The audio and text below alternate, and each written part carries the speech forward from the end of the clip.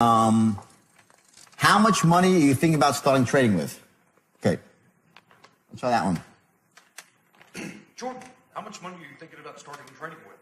Just a ballpark figure. Okay, good. I want you to remember every time you're asking someone about money, always go into your disarming tone. Always disarm, okay? So just try to kick it up a notch. Sometimes it seems like I'm exaggerating this stuff and it seems silly and foolish, right? Exaggerate it a bit.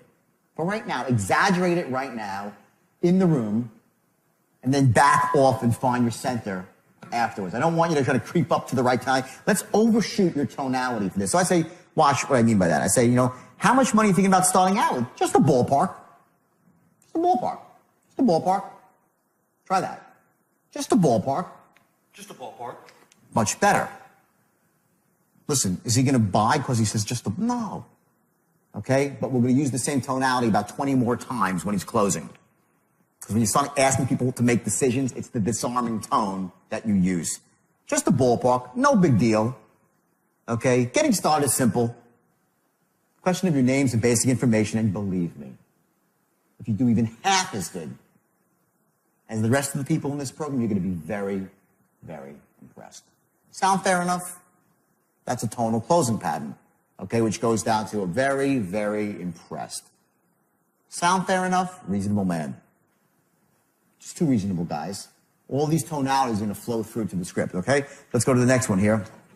Okay, and this is the utter one, the most invasive question of all, is how much are you liquid for right now? And are you looking for that right now? Okay, great.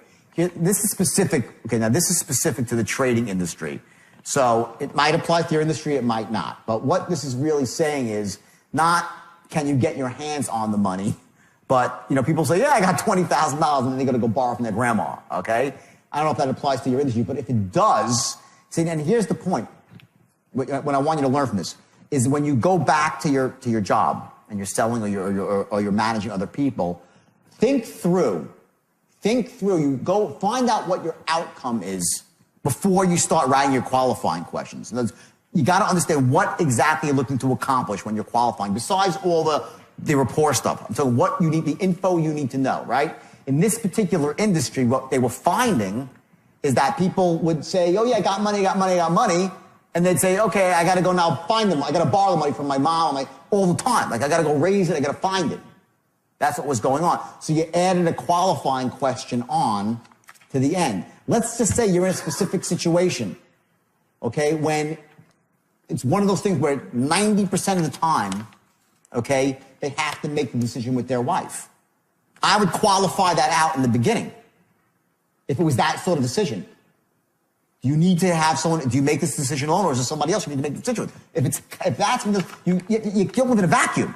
Find out what your core objections are and start qualifying out for them to save your salesman time, to save yourself time. Balance that, though, with not over-qualifying so you're only looking for the perfect cherry pick. There's a zone in there that you have to be comfortable in. But if there's something that's really killing you every single sale, it always comes down to the same thing, okay, you try to qualify out for it. That's why we added in another question. Are you currently looking for the money? You got to raise it. Okay? So, let me hear that one. Let's find that. Are you looking for it right now, or do you have to raise the money? Okay. Well, do you have to raise the money? Yeah. I'm on to your game. That's not quite the right tonality.